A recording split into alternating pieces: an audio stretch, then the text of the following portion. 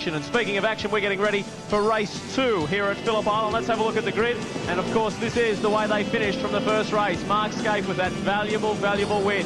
From Craig Lowndes, Russell Ingall in for 3rd and Glenn Seaton 4th. Out of row 2, Jason Bright and John Bowe, the 2 forwards, Larry Perkins and Jason Bargwanna out of 8th position.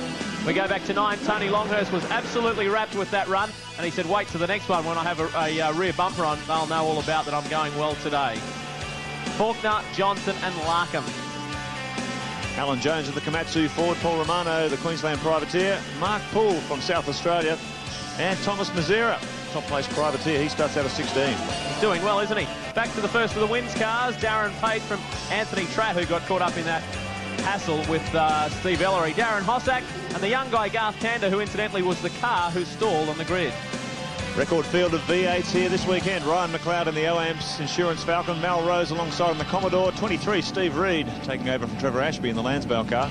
And Rod Nash in the ex-Wayne Gardner Racing Commodore. He's out of 24. Darcy Russell in the Castrol Cougars. Entry Melinda Price, 25 and 26. Mike Imrie and Paul Wheel. Back toward the rear of the field now, Wayne Russell in the Union Steel Commodore. Simon Ermazidis, 31, Steve Ellery in the Young Lions Commodore. He's having a tough day, but he got taken out in that first race. 32, Danny Osborne had a big fire in the colour scan Ford. Kevin Heffernan and Dick Johnson starting from 34th position. Unfortunately, if you missed the first race, Tony Longhurst got his rear bumper knocked off from Mark Larkham, and that flew up and smashed into Dick Johnson's windscreen. But he is back on the grid and ready to go. We are set to go. There's the man of the moment from race 1. Mark Skaife in good form at the moment. Will he get another dynamite start? Away we go. It's Lowndes who's blown away on the start. He got away to a terrific start.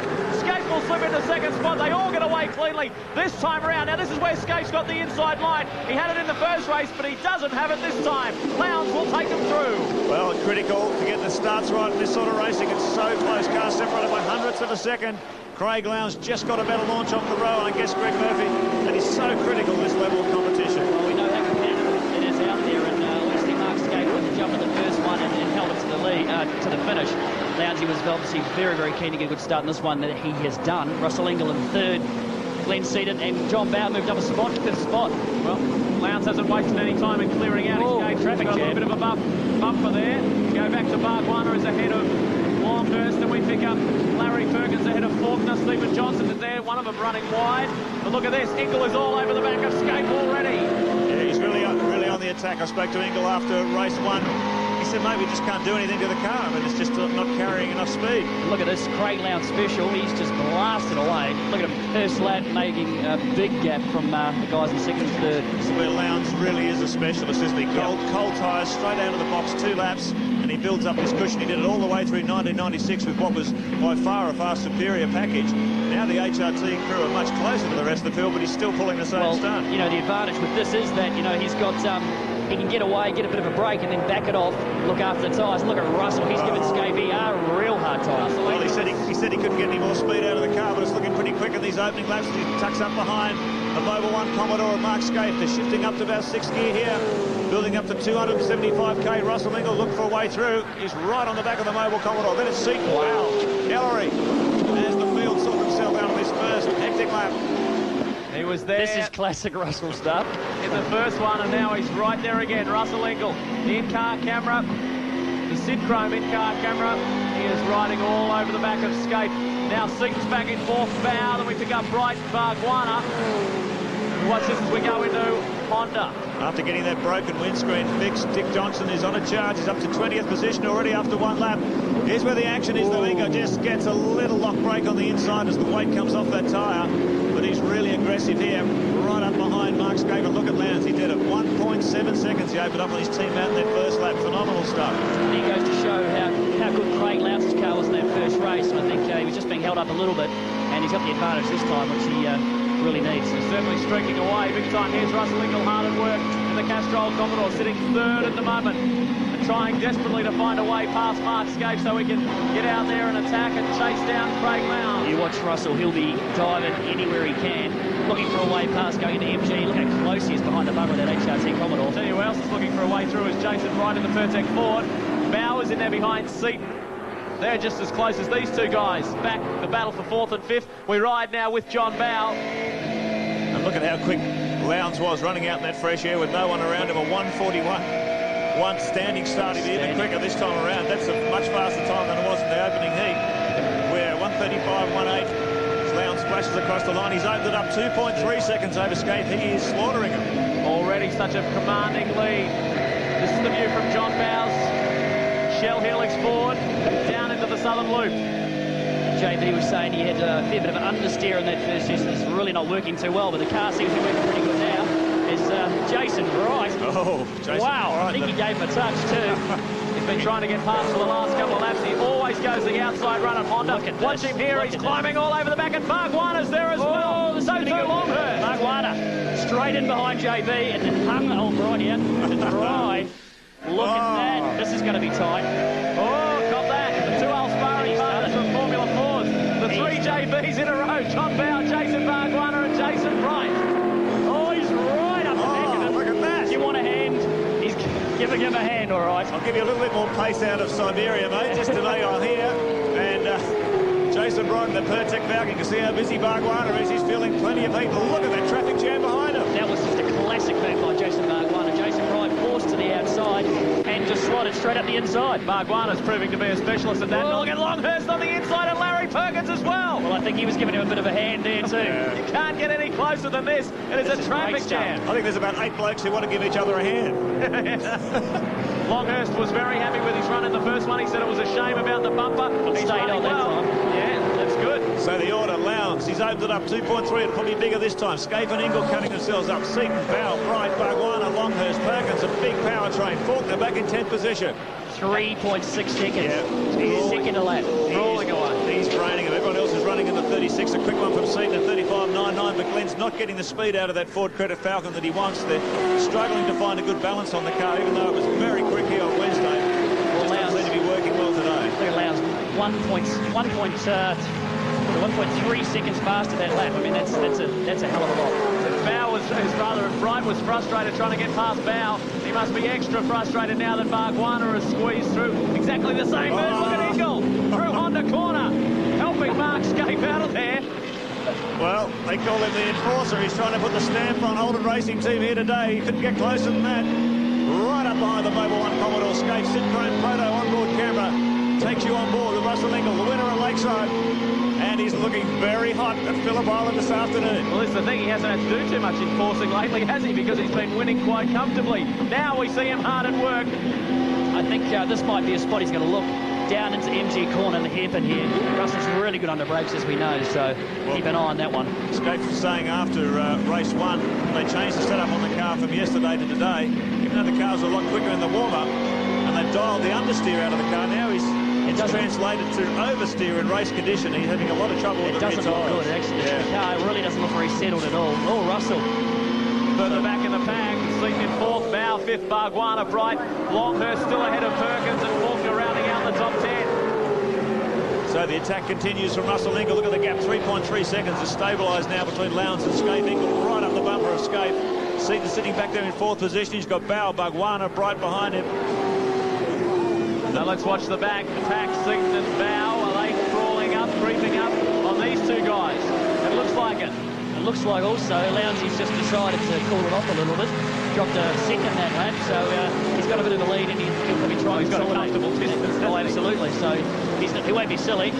Scapey down the inside of the car. Whoa! Another little tap. That was a love one. I don't think it would have felt like a little one from inside.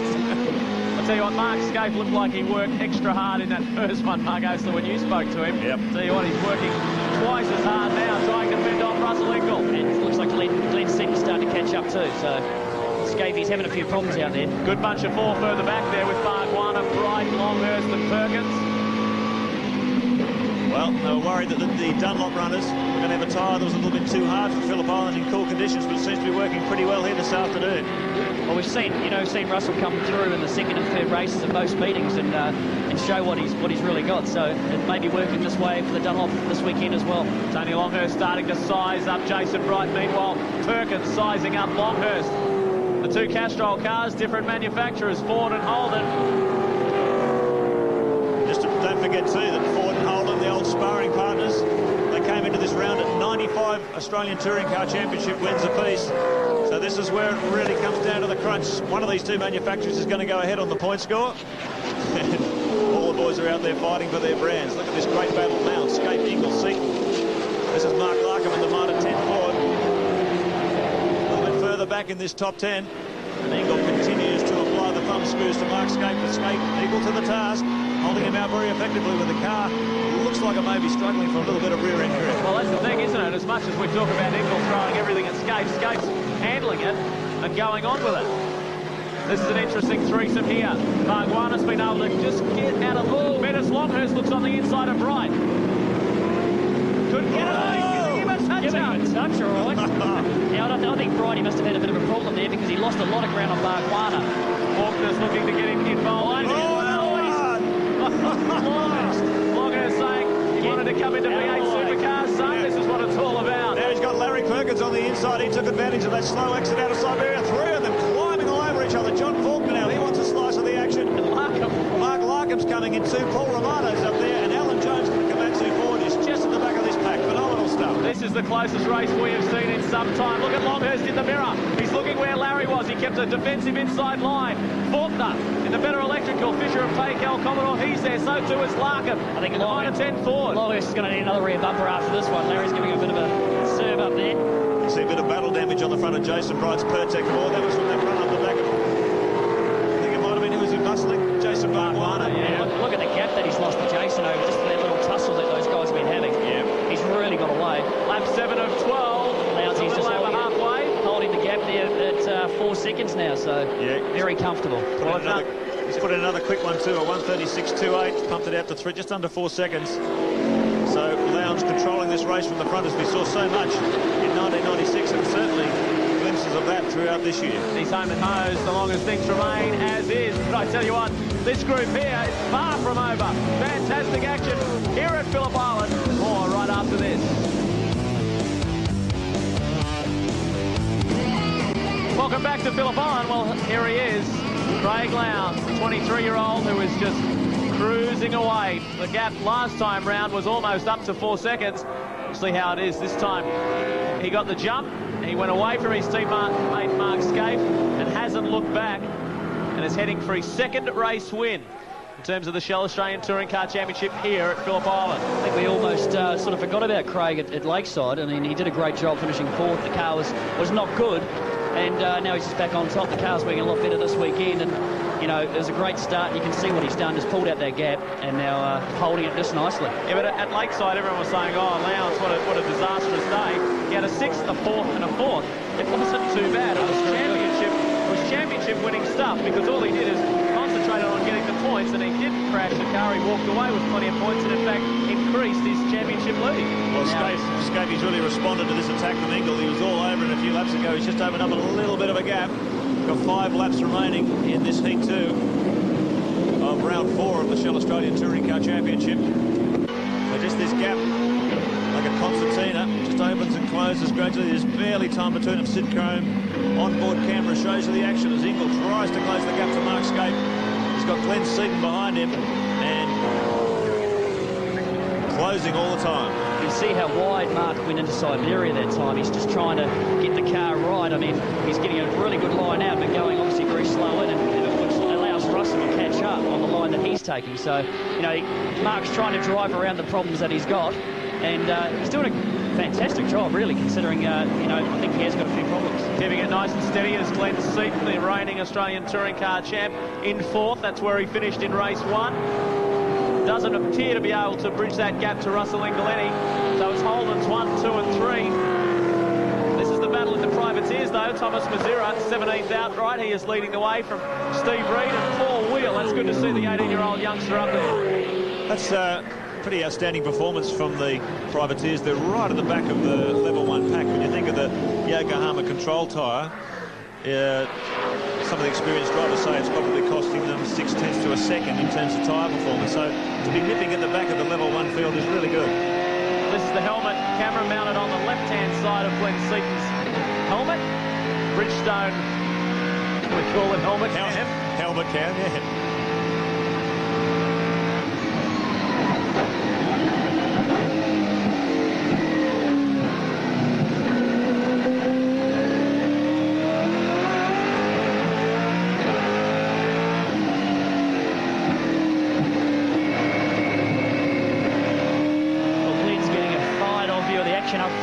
for sure. He'd be seeing every little move and twitch there amongst Scape and Ingle as they fight for second position.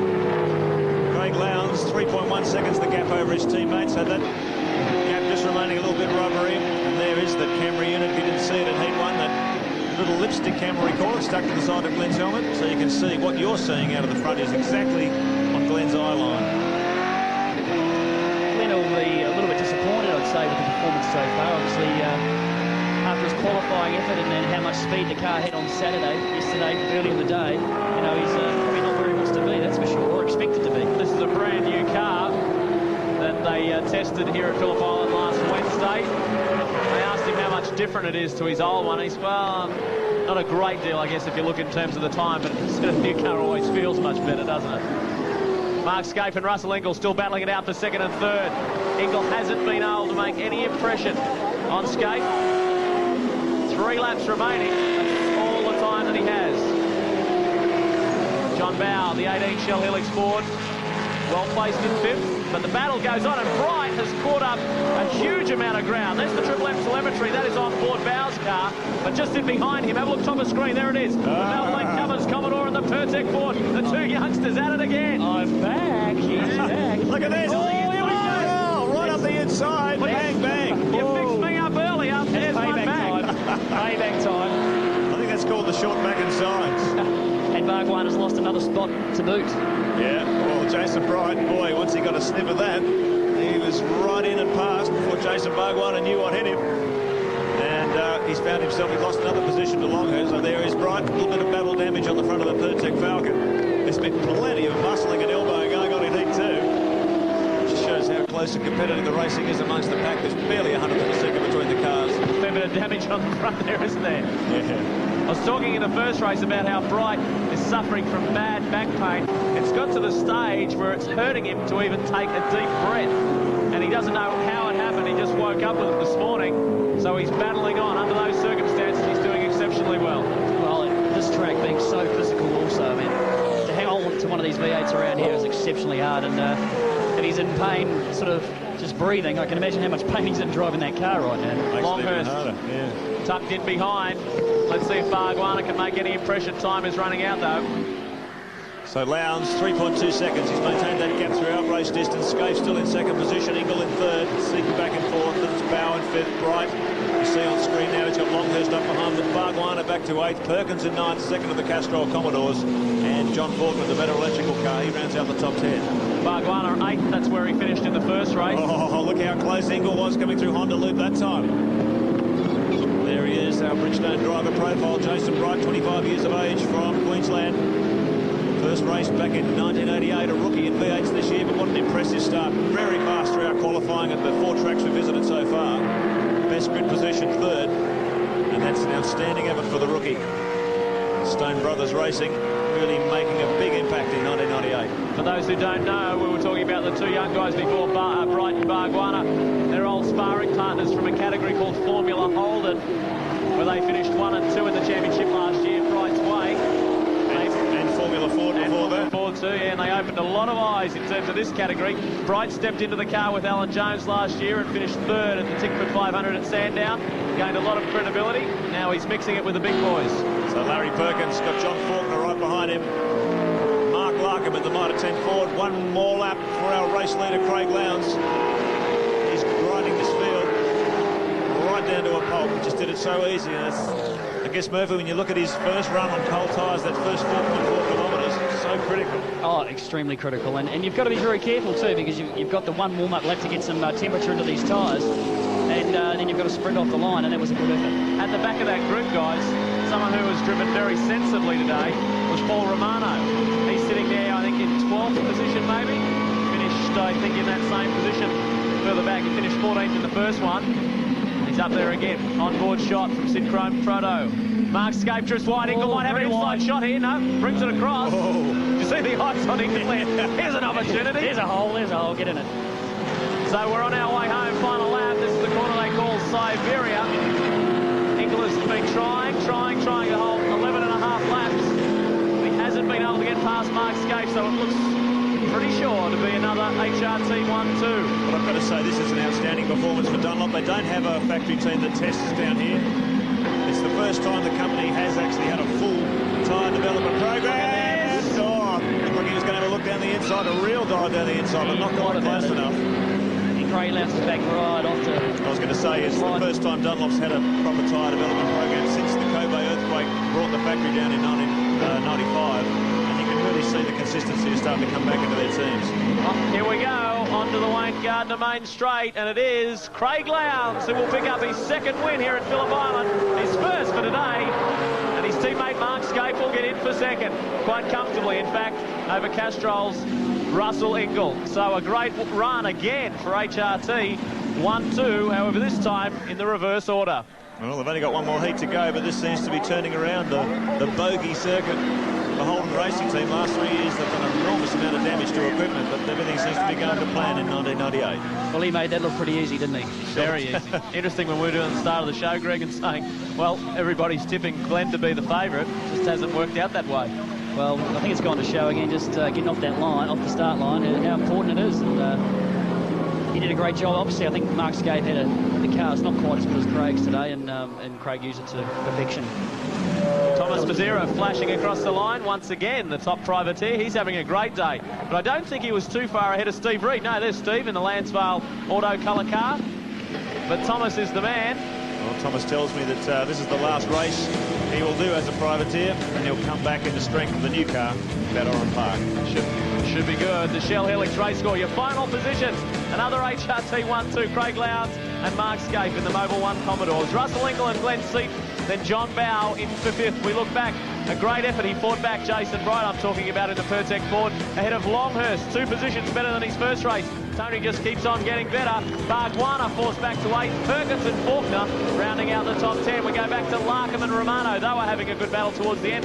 AJ, Alan Jones in for 13th. From Dick Johnson all the way up from 34th to 14th. That's a great effort. And the young fella, Garth Tander, in for 15th.